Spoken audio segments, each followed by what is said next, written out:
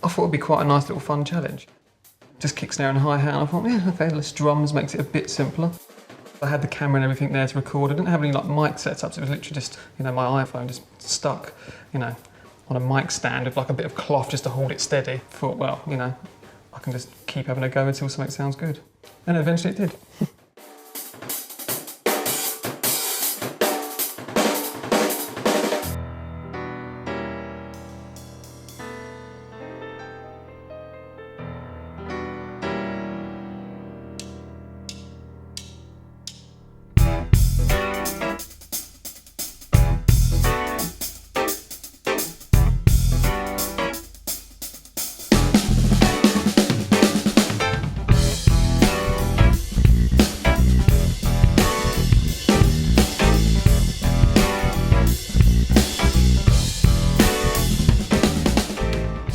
I am Alex Ribchester. I'm from Tunbridge Wells in Kent, sort of southeast of England. Been playing the drums since I was about 16, started having a few lessons when I was 18. My dad was a drummer, but I was more into like Mario Kart and GoldenEye and up until about the age of 16, and then I realised that girls like, you know, guys in bands, so I then decided it might be worth sort of picking up the sticks and giving it a go. Played bands with mates and stuff like that, and then started teaching a bit, and then started putting a few videos up on YouTube. The YouTube channel it started as a little tool really, so that I didn't have to keep writing the same thing down for my students over and over again. And then I thought, well, if I just put them up there, you know, on YouTube, because I saw a few people doing it, and I'd learned quite a lot from doing that as well, so I thought it's always a nice way to give something back, you know.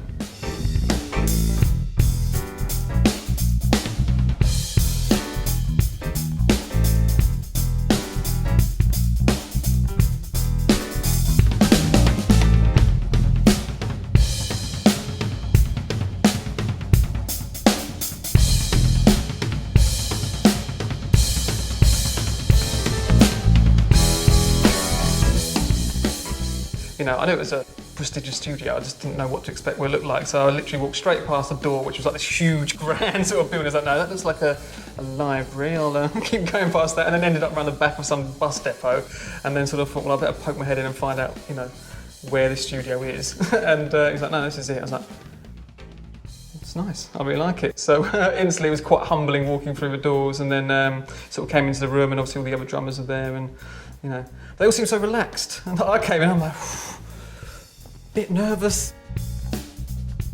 It's different, like, you know, every time we've been in a band and stuff like that, it's, you know, the focus is on the song and, you know, the singers and everything like that, whereas, you know, the focus is on the drums today, which is, just adds that bit more pressure, makes it a bit more scary. That's a tape, Dominic. Yeah, that's awesome tape. Thanks, guys. Nice one. All plugins up. Very nice. Yeah, real cool style, real laid back, real easy to work with. Some real tasty little chops in there. Yeah, that was a nice tune.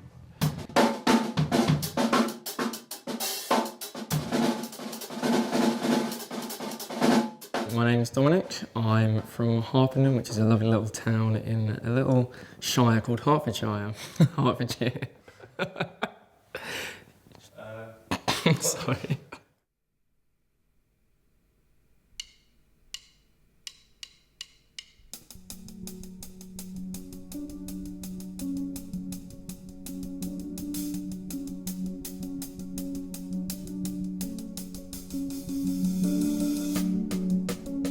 I first started playing the drums probably from the age of about 11, going to secondary school, and I got free lessons with my music classes, so I thought I might as well pick up the drums, and decided that I wanted to try and make a career for myself. So I went to a music academy in Guildford, and it was a great place to go and learn, met some brilliant musicians, and yeah, basically turned it into a bit more of a profession opposed to a hobby.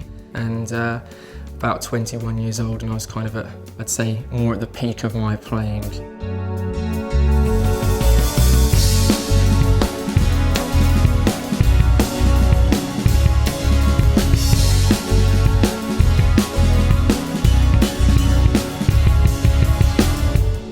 I set settled down quite young, so I've got a family, and for me going on the road probably wasn't the most suitable option.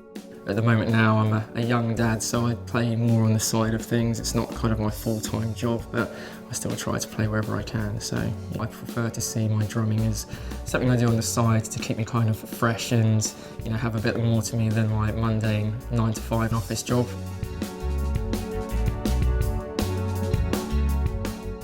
It was a bit of a strange feeling knowing that I'd won. I kind of was a bit shocked at first as well. I had no idea that many people would have voted for me. I mean, I kind of rounded up the friends and family as well, but I don't have many friends or family, so I was quite lucky to get as many votes as I did. But yeah, it was great just knowing that I would get to play with a lot of other great drummers and kind of see some different backgrounds from them as well. So yeah, I was very excited.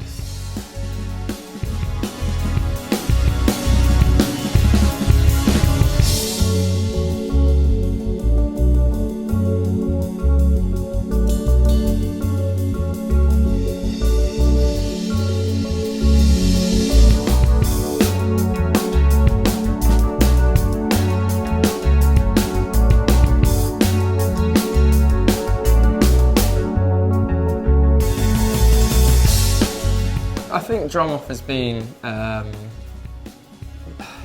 something to kind of remind me that why I liked just playing the drums in the first place. You know, I mean, I enjoyed it. I think having the cameras around made it a little bit nerve-wracking. I mean, I used to be used to that type of way of playing, but looking past all of that, I think it's just brought it back home, like, just enjoy it. And I haven't played the drums for quite a while, and being able to do something like this has really kind of put that hunger back in there. Obviously that's a great thing, and I want to try and spend some more time playing and see what I can do with it. I mean, probably the most important thing is music's something that I love. Why stop?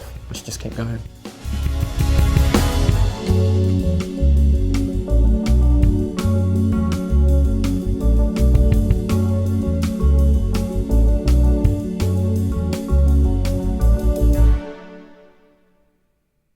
We didn't have any sponsorship for the competition. We're running it all off our own back. But when we started thinking about the recording day and providing the kit for the recording day, we wanted to keep it kind of unique, kind of special, like a one-off event.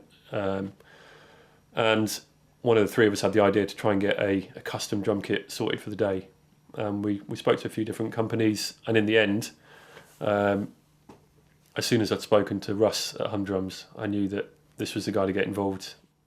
His enthusiasm straight off the bat for the idea of the competition was fantastic, but I started talking drums to the guy on the phone for the first time I'd ever spoken to him, and I don't know, 2 hours later I put the phone down, just knowing that not only was this guy keen to do it, but this guy just lived for drums. So yeah, it was easy to decide that Humdrums were going to be involved. I'd also been sort of looking into it and looking at all the kits, and the guy makes beautiful drums.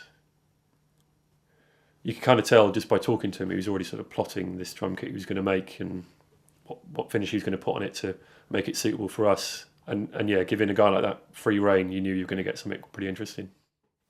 Okay, well, for start sizes, we've got a 12-inch tom, 16-inch hanging tom, nice and big, and 13-inch snare. Tried to make them for the recording side of things, so we're going to get some sweet sounds coming out of them. Something a little bit different. Tried to make it so the drummers all got to play something I didn't think they'd have had a chance to play on much, like the wood hoops with the die-cast claws.